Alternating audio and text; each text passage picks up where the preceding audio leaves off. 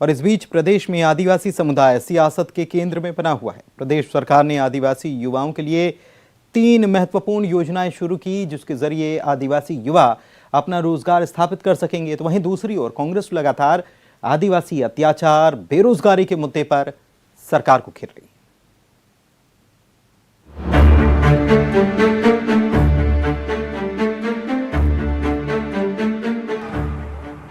मध्य प्रदेश के 2023 विधानसभा चुनावों में अब ज्यादा समय नहीं रह गया है। 230 विधानसभाओं में से 47 सीट आदिवासी वर्ग के लिए रिजर्व है। भाजपा और कांग्रेस दोनों ही दल अपने अपने तरीके से इस वर्ग को साधने की कवायद में जुट गए हैं। सरकार लगातार आदिवासियों के लिए कई सारी योजनाएं लेकर आ रही है, तो दूसरी ओर कांग्रेस का आरोप है कि आदिवासियों के लिए धरातल पर कोई भी काम नहीं हो रहा और सिर्फ आदिवासियों के साथ अत्याचार बढ़ रहे हैं। अब देखना होगा कि इन चुनावों में आदिवासी वर्ग किस पार्टी के साथ खड़ा होता है और किसे सत्ता के सिंहासन तक पहुंचाता है।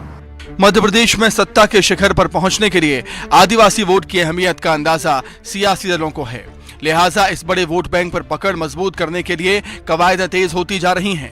हाल ही में शिवराज कैबिनेट ने आदिवासियों के लिए 3 बड़ी योजनाओं को हरी झंडी दी है, जिसमें भगवान बिरसा मुंडा स्वरोजगार योजना, टंटिया मामा आर्थिक कल्याण योजना और मुख्यमंत्री अनुसूचित जनजाति वित्त पोषण योजना शामिल है। इन नई योजनाओं का चुनाव से पहले बीजेपी का मास्टर स्ट्रोक भी माना जा रहा है। पार्टी का भी दावा है कि केंद्र और राज्य सरकार ने आदिवासियों के विकास के लिए हमेशा काम किया है, जबकि कांग्रेस ने उनका हक मारा है। 70 सालों तक जो पार्टी प्रमुख राजनीतिक दल के नाते न केवल केंद्र में बल्कि राज्यों में भी सरकार में रही, जिस पार्टी के वित्त मंत्री द्वारा 48 से ज़्यादा बजट पारित किए गए हों, पर आदिवासियों का पक्का मकान, पक्का रसोई, पक्का शौचालय नहीं था। शिक्षा की और स्वास्थ्य का 5 लाख का बीमा नहीं था। संबल जैसी योजना नहीं थी। वो कांग्रेस किस मुंह से ये बात करती है? शर्म नहीं आती इन लोगों को? मुझे लगता है कि आज जिस प्रकार से केंद्र की नरेंद्र मोदी जी सरकार और शिवराज सिंह चौहान जी की सरकार ने कम समय में तेज गति से इन वर्गों का विकास किया और विकास की मुख्य धारा में जोड़ के लाए, रोटी कपड़ा मकान, शिक्षा, स्वास्थ्य, संचार की योजनाएं थी, क्रियान्वित की, 100% की खातों में पैसा डालने का काम किया। इन्हीं के हक का पैसा, मेरा आरोप है, जनजाति समुदाय के हक का पैसा 1 रुपए में से 85 पैसे दलाली करने का काम कांग्रेस के नेताओं ने किया, नीचे से ऊपर तक किया।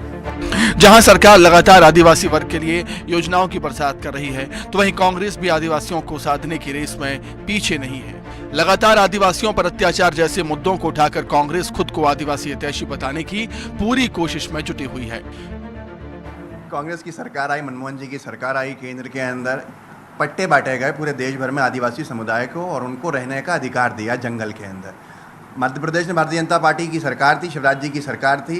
3.5 लाख के आसपास आदिवासी वंचित हो गए पट्टों से, इनकी गलतियों की वजह से। मैं आज सवाल कर रहा हूं कि भारतीय जनता पार्टी की सरकार आरोप लगाने से बेहतर है कि कांग्रेस ने क्या किया वो आदिवासी समुदाय जानता है, समाज जानता है। भाजपा की सरकार ये बताए कि कौन सी उन्होंने आदिवासी हितैषी नीतियां लागू करी, योजनाएं लागू करी और उससे क्या फायदा हुआ। बीजेपी और कांग्रेस अकेले नहीं, जिनकी नजर आदिवासी वोटर्स पर है।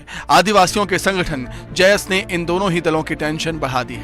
जैस ने आदिवासी वर्ग के लिए आरक्षित सभी 47 सीटों पर अपने प्रत्याशी उतारने का ऐलान कर दिया। माना जा रहा है कि इससे आदिवासी वोट कटेगा। जाहिर है ऐसे में जैस की रणनीति का काउंटर प्लान बनाने की चुनौती भी बीजेपी और कांग्रेस के सामने है। वासु चौरे, न्यूज़ 18 भोपाल।